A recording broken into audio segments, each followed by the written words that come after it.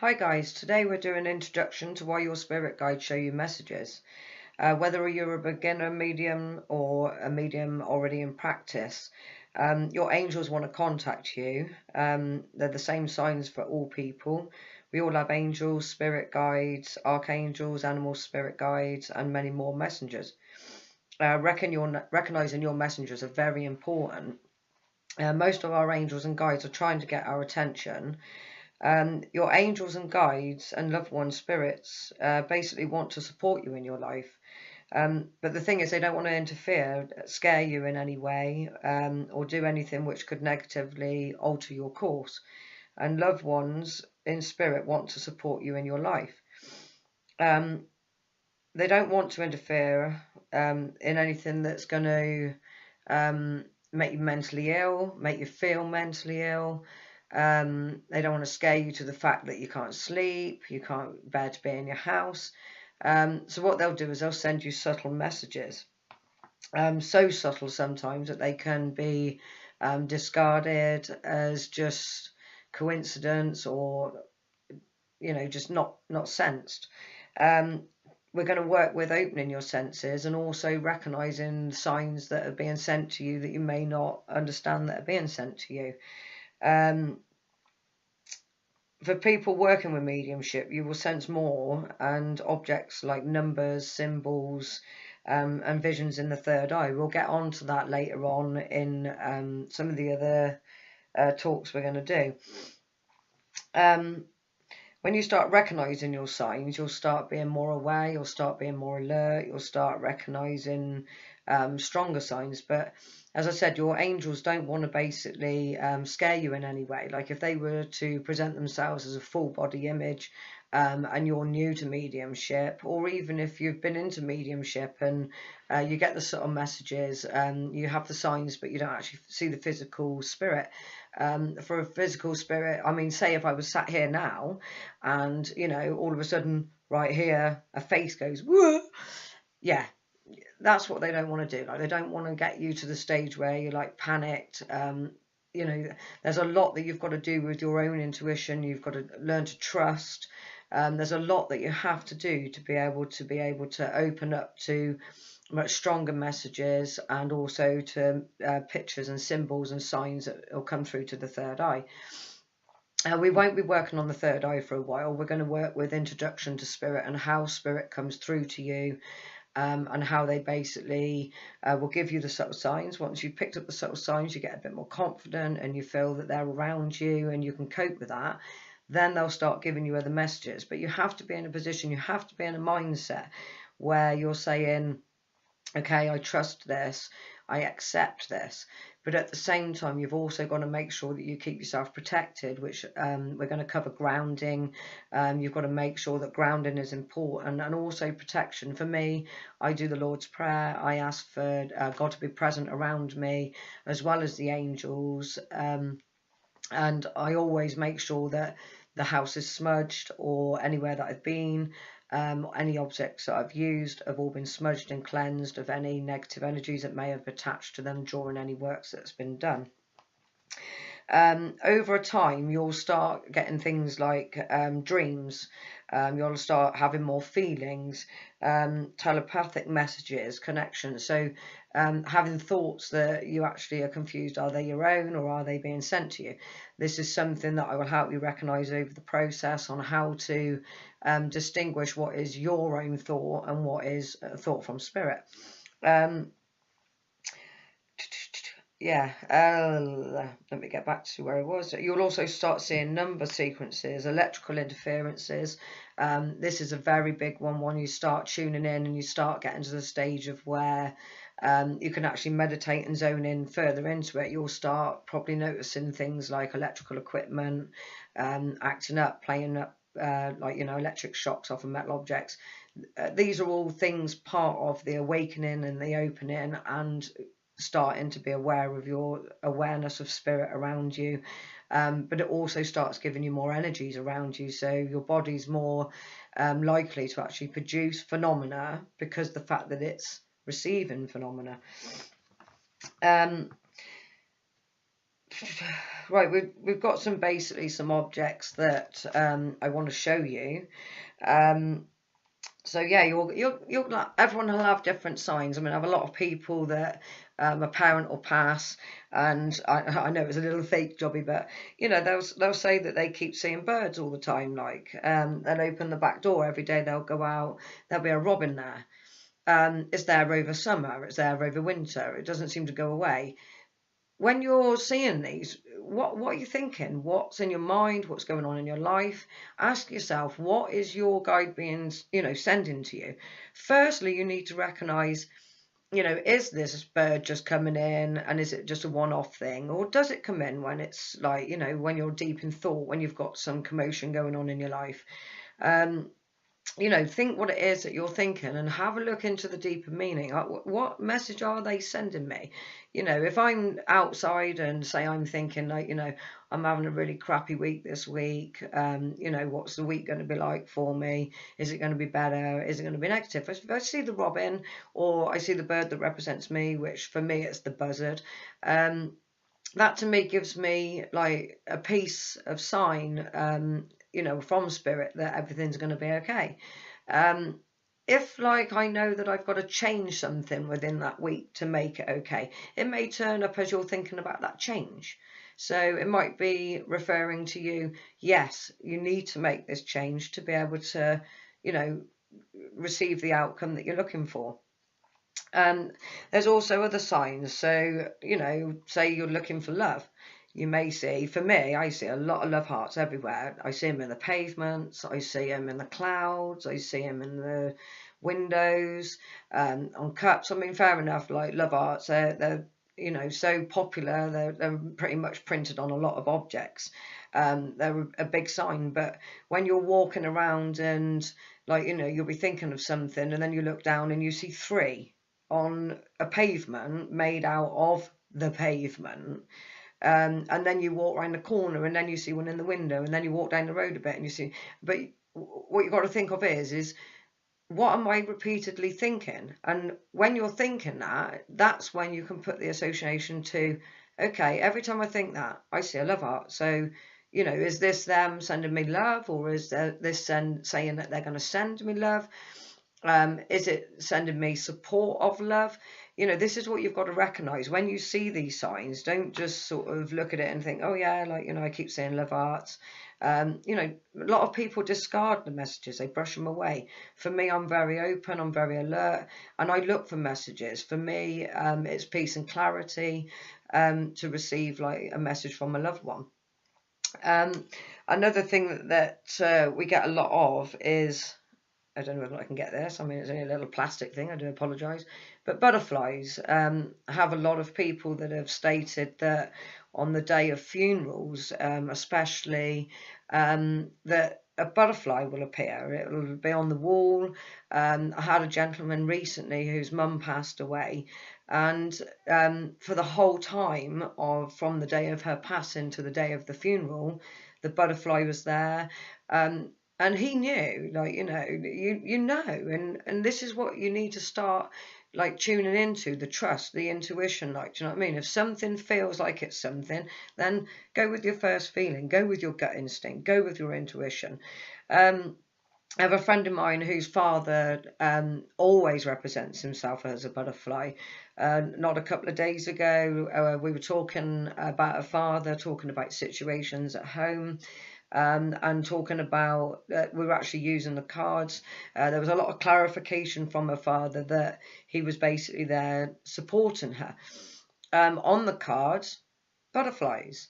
On the pictures, butterflies. The butterfly that represented her father, the colours and everything. This isn't the same one. This is just for show.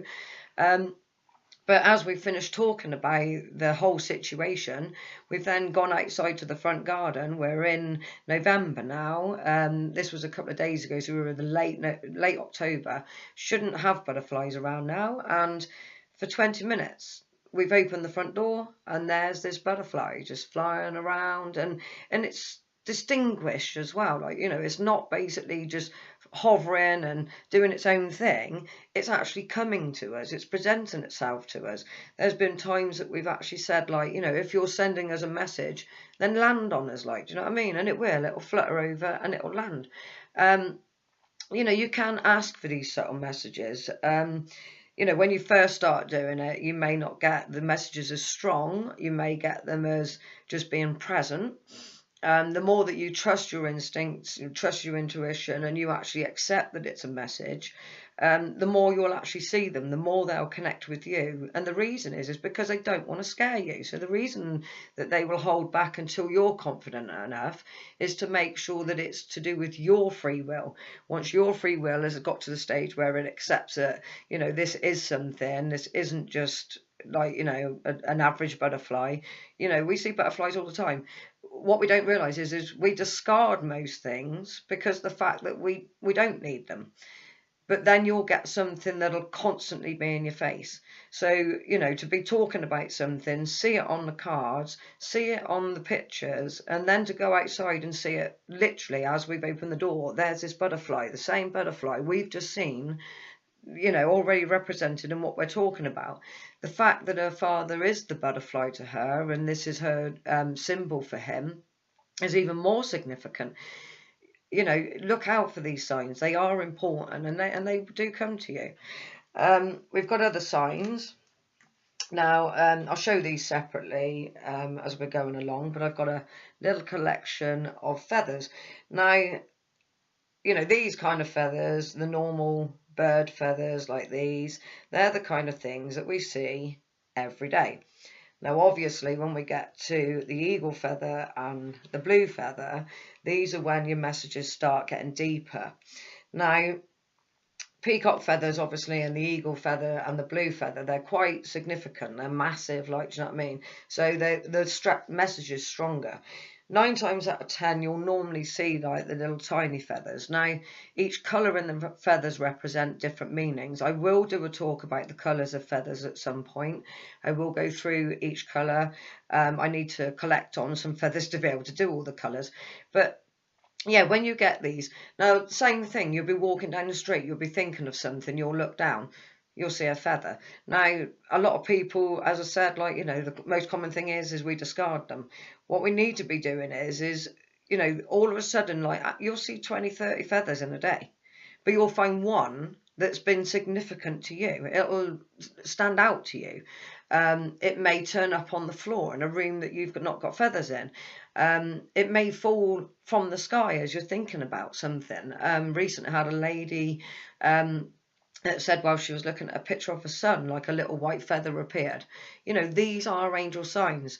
White ones are normally for protection, and they're the most common to be sent by angels. And white is because of the fact that they're telling you purification of peace and love, and that they're protecting you.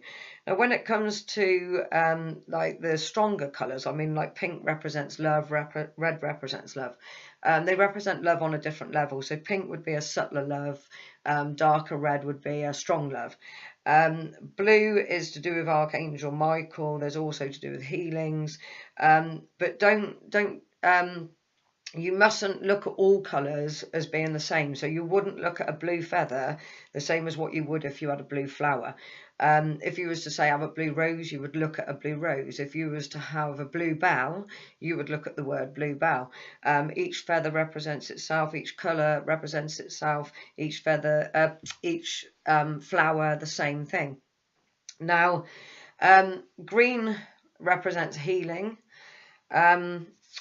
I can't remember what brown is, but as I said, we will be going back to doing feathers, but I just wanted to give you some other examples. You'll be amazed. I mean, many a times I've walked out and I've thought like, you know, something about a love situation or about my children. And I've walked down the street and I've seen a pink feather. And, you know, that's when you know that these messages are stronger, because the fact that that's a common sign to see. That's a common sign to see. That's a common sign. You know, these are all common colours that we discard every day. But if you was walking down the street and you saw that colour, that represents how strong that they're trying to connect to you. Like, once you start understanding feathers as signs and as messages from them, you'll start noticing them more. For me, I have a little sort of trinket box here. I'll just put these feathers down. Now, these are things that I've found over the last year. So, like, we've got the white stone. You know, I was walking down the road, I was thinking about something. It stood out to me like a sore thumb. And it's like, okay, what's that stone representing? Same with a lot of stones. I've got another stone with a little bit of marbly sort of effect to it. No, strange, but a marble, like, you know, it may seem that that isn't a message or a sign, but to me it was. As I said about the little white feathers, if I can get these out, like, these are the kind of common things that you'll find. Now, normally, if an angel's sending them, you can see the difference. I've kept these deliberately. This is literally just a feather that I've picked up. It's a bit of rubbish.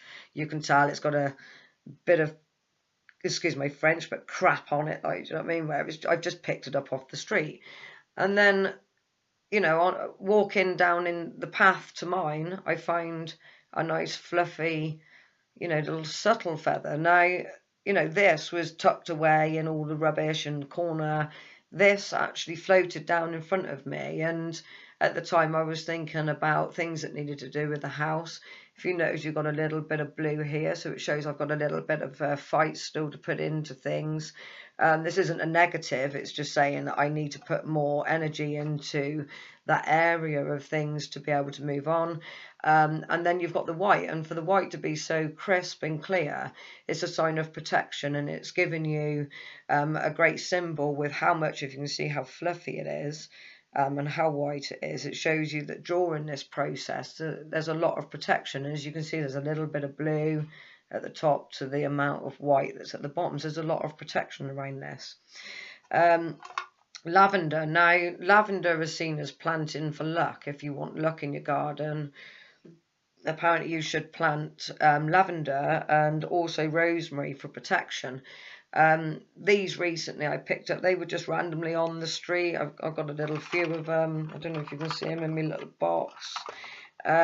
But yeah, another little message. I came back, read up about them, and, you know, it came up. There was a deeper meaning to it, and it came up basically that it was helping a situation that I was in, that I needed to basically look on the lucky side of it. So at a time that maybe I can't exactly remember what it was, but I would have probably been feeling very down, and they would have sent me the lavender as a way of saying, look at the lucky side of it. Look at the positives, like, don't look at the negatives. As I was saying about pink feathers, I don't know whether or not you can see this little tiny one here. You got that one there. Now, this was a couple of weeks ago, basically walking down the high street, and I've been single for a while and thinking about love, and, you know, I ended up finding a group of friends that actually gave me a lot of love and support. It doesn't necessarily mean that I needed a physical love. It just shows that they were sending me love.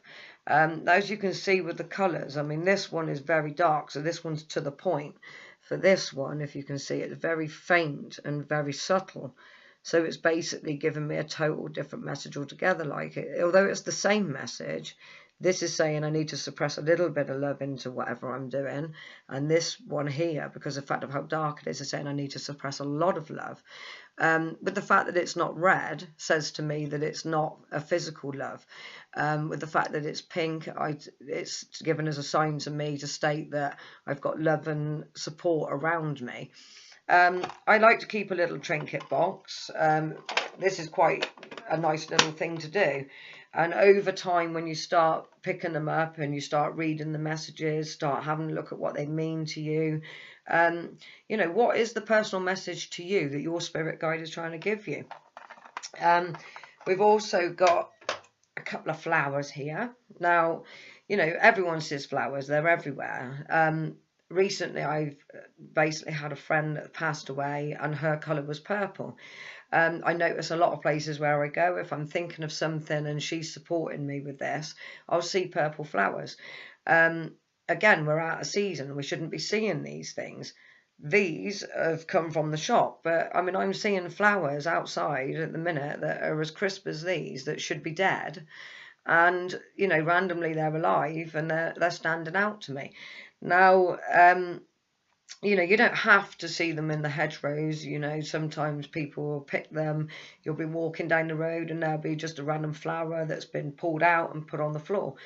That may be a message for you. You know, pick that flower up, take it home, read up about it. What was the message to you? What was you thinking at the time that you saw it?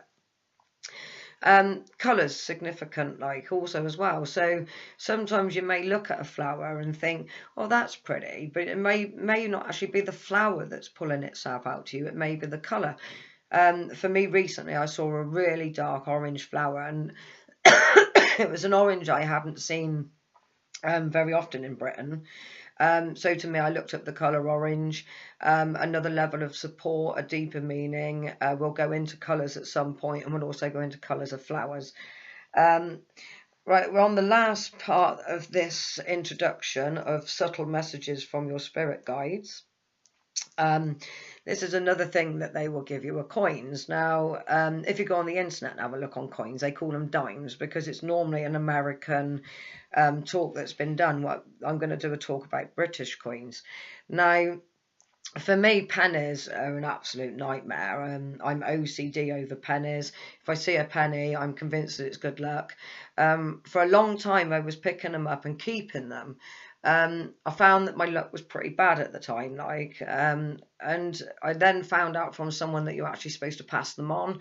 So I've now started doing that. If I pick them up, I pass them on. And to be fair, I've actually found that me and the person are having better luck. So, you know, there are some superstitions behind it. It may just be like, for me, I do believe a lot of things are power of the mind. So it may just be that it's been, you know, introduced that today I found a penny, so I'm going to have some luck. So it's made my brain think, oh, I'm going to have a lucky day. I don't care. It works. I'm happy with that. But let's go into angels and their messages. Like for me, like with any coin, they are also a personal message as well as having the little bit of good luck off the penny. Obviously, the other coins don't have symbols of luck as far as I know. But for me, the significance is also when you pick them up, check the dates. I mean, I've picked these up today. They've just randomly been sent to me. So the dates don't actually represent much. But recently my friend's grandmother passed away. Her thing was collecting 5p pieces. And she's found that every time that she's found a 5p piece, it's had the date of her nan's passing on it. Now, sometimes it might have the date of your child's birth. Sometimes it might have like the anniversary of someone passing. It might have the anniversary of their birthday. Check the dates. What's significant to it? But also as well, check up things like what the meaning of the number 5 is, because 5 may be represented to something that you're going through or thinking of in the day. If you're thinking, I don't know. I can't actually say because I don't know what the number 5 represents without actually getting that out. We will go through coins and dates and everything at some later date. But yeah, find out, like, you know, what is the meaning of the number 5? What is the meaning of the number 2? Number 10, like, you know, whatever you find. The meanings and, you know, the messages are there. They're being sent to you. You just need to recognise them. Once you've then got yourself into a position when you can accept all these subtle messages, and you've got to a level of where you're not so scared anymore and so frightened about things, this is when you can then start asking for your angels to send you much deeper and stronger messages. You may already be getting some deeper messages like the sparkles of light that you see out the corner of your eye. You turn around, nothing's there. These are also angel signs. They're subtle signs. They're signs that are trying to get you prepared and ready for what is coming. I will talk to you more about sort of what sort of angels and spirit guides and everything that we do have come through. These that I've given you today are personal signs and personal messages from your loved ones and your personal guides. So these will be your spirit guides and they will be your family and friends. So keep a deep eye, keep a deep, keep a real strong thought of what it is you're thinking at the time that you're seeing these. I hope this helps, and we'll get back to you soon. So thanks ever so much for watching today, and I'll talk to you again later.